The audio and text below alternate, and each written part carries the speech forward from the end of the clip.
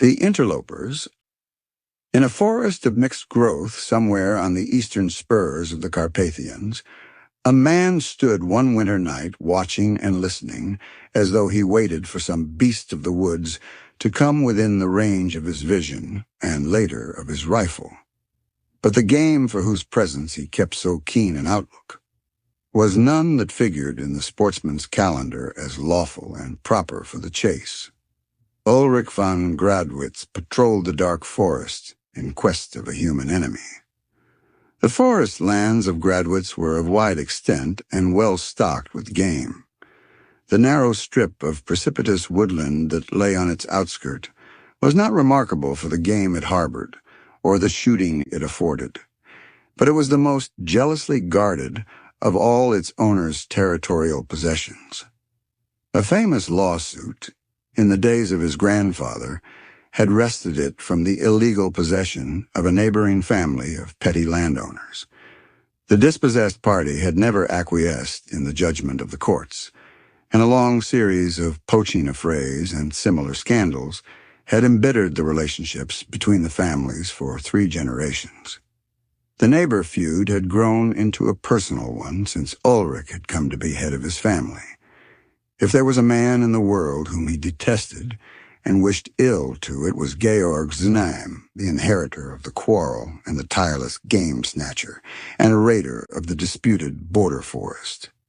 The feud might, perhaps, have died down or been compromised if the personal ill will of the 2 men had not stood in the way. As boys, they had thirsted for one another's blood. As men, each prayed that misfortune might fall on the other, and this wind-scourged winter night, Ulrich had banded together his foresters to watch the dark forest, not in quest of 4-footed quarry, but to keep a lookout for the prowling thieves whom he suspected of being afoot from across the land boundary. The roebuck, which usually kept in the sheltered hollows during a storm wind, were running like driven things tonight, and there was movement and unrest among the creatures that were wont to sleep through the dark hours. Assuredly, there was a disturbing element in the forest, and Ulrich could guess the quarter from whence it came. He strayed away by himself from the watchers whom he had placed in ambush on the crest of the hill, and wandered far down the steep slopes amid the wild tangle of undergrowth, peering through the tree trunks and listening through the whistling and skirling of the wind and the restless beating of the branches for sight and sound of the marauders. If only on this wild night, in this dark, lone spot, he might come across Georg Znaim, man to man, with none to witness. That was the wish that was uppermost in his thoughts, and as he stepped round the trunk of a huge beech, he came face to face with the man he sought. The 2 enemies stood glaring at one another for a long, silent moment. Each had a rifle in his hand.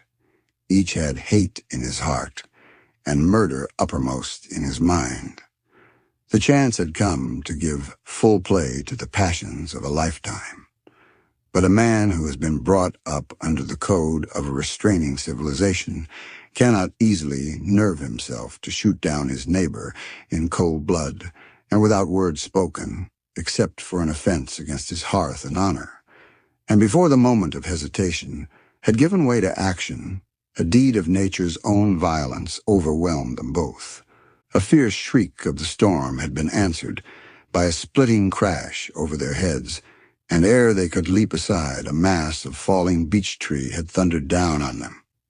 Ulrich von Gradwitz found himself stretched on the ground, one arm numb beneath him and the other held almost as helplessly in a tight tangle of forked branches, while both legs were pinned beneath the fallen mass.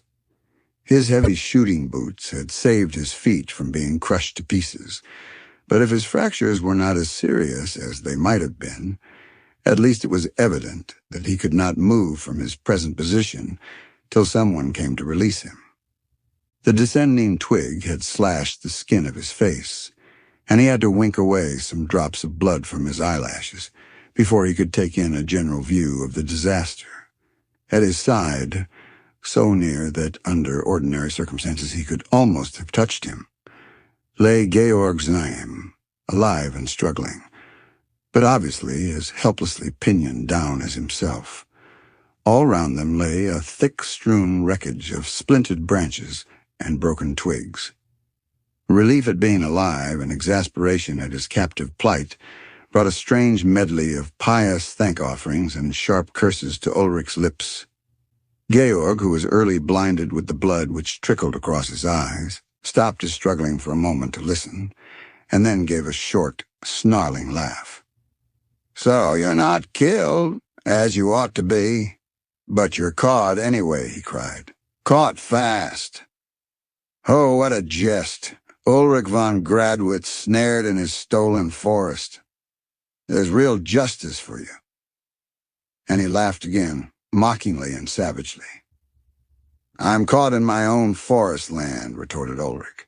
"When my men come to release us, you will wish, perhaps, that you were in a better plight and caught poaching on a neighbor's land. Shame on you." Georg was silent for a moment, then he answered quietly, "Are you sure that your men will find much to release? I have men, too, in the forest tonight, close behind me, and they will be here first and do the releasing. When they drag me out from under these damn branches, it won't need much clumsiness on their part to roll this mass of trunk right over on the top of you. Your men will find you dead under a fallen beech tree. For form's sake, I shall send my condolences to your family." "It is a useful hint," said Ulrich fiercely. "My men had orders to follow in 10 minutes' time, 7 of which must have gone by already, and when they get me out, I will remember the hint. Only as you will have met your death poaching on my lands, I don't think I can decently send any message of condolence to your family." "Good," snarled Georg. "Good. We fight this quarrel out to the death, you and I and our foresters, with no cursed interlopers to come between us. Death and damnation to you, Ulrich von Gradwitz." "The same to you, Georg Znaim, forest thief, game snatcher."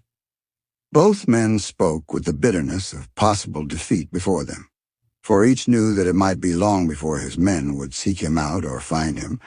It was a bare matter of chance which party would arrive first on the scene. Both had now given up the useless struggle to free themselves from the mass of wood that held them down. Ulrich limited his endeavors to an effort to bring his one partially free arm near enough to his outer coat pocket to draw out his wine flask. Even when he had accomplished that operation, it was long before he could manage the unscrewing of the stopper, or get any of the liquid down his throat. But what a heaven-sent draught it seemed. It was an open winter, and little snow had fallen as yet. Hence the captive suffered less from the cold than might have been the case at that season of the year. Nevertheless, the wine was warming and reviving to the wounded man, and he looked across with something like a throb of pity to where his enemy lay, just keeping the groans of pain and weariness from crossing his lips. "Could you reach this flask if I threw it over to you?" asked Ulrich suddenly. "There is good wine in it, and one may as well be as comfortable as one can. Let us drink, even if tonight one of us dies." "No, I can scarcely see anything. There is so much blood caked round my eyes," said Georg. "And in any case, I don't drink wine with an enemy." Ulrich was silent for a few minutes, and lay listening to the weary screeching of the wind. An idea was slowly forming and growing in his brain, an idea that gained strength every time that he looked across at the man who was fighting so grimly against pain and exhaustion. In the pain and languor that Ulrich himself was feeling, the old fierce hatred seemed to be dying down. "Neighbor," he said presently, "do as you please if your men come first. No, it was a fair compact. But as for me, I've changed my mind. If my men are the first to come, you shall be the first to be helped, as though you were my guest. We have quarreled like devils all our lives over this stupid strip of forest, where the trees can't even stand upright in a breath of wind. lying here tonight thinking I've come to think we've been rather fools. There are better things in life than getting the better of a boundary dispute. Neighbor, if you will help me to bury the old quarrel, I will ask you to be my friend." Georg Znaim was silent for so long that Ulrich thought, perhaps, he had fainted with the pain of his injuries. Then he spoke slowly and in jerks. "How the whole region would stare and gabble if we rode into the market square together. No one living can remember seeing a Znaim and a von Gradwitz talking to one another in friendship. And what peace there would be among the Forester folk if we ended our feud tonight. And if we choose to make peace among our people, there is none other to interfere. No interlopers from outside. You would come and keep the Sylvester night beneath my roof, and I would come and feast on some high day at your castle. I would never fire a shot on your land, save when you invited me as a guest, and you should come and shoot with me down in the marshes where the wildfowl are. In all the countryside there are none that could hinder, if we willed to make peace. I never thought to have wanted to do other than hate you all my life. But I think I have changed my mind about things too this last half hour. And you offered me your wine flask, Ulrich von Gradwitz. I will be your friend." For a space both men were silent, turning over in their minds the wonderful changes that this dramatic reconciliation would bring about. In the cold, gloomy forest, with the wind tearing in fitful gusts through the naked branches and whistling round the tree trunks, they lay and waited for the help that would now bring release and succor to both parties.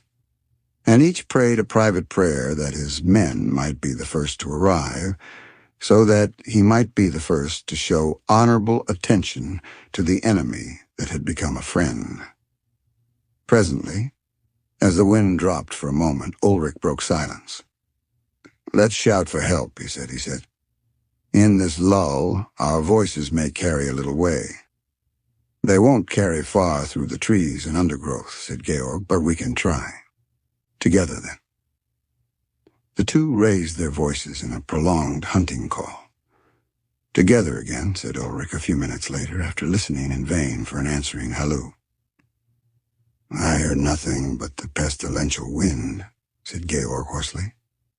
There was silence again for some minutes, and then Ulrich gave a joyful cry. "I can see haggy figures coming through the wood. They are following in the way I came down the hillside." Both men raised their voices in as loud a shout as they could muster. "They hear us! They've stopped! Now they see us! They're running down the hill towards us," cried Ulrich. "How many of them are there?" asked Georg. "I can't see distinctly," said Ulrich. 9 or 10. "Then they are yours," said Georg. "I had only 7 out with me." "They are making all the speed they can, brave lads," said Ulrich gladly. "Are they your men?" asked Georg. "Are they your men?" he repeated impatiently, as Ulrich did not answer. "No," said Ulrich with a laugh, the idiotic, chattering laugh of a man unstrung with hideous fear. "Who are they?" asked Georg quickly, straining his eyes to see what the other would gladly not have seen. "Wolves,"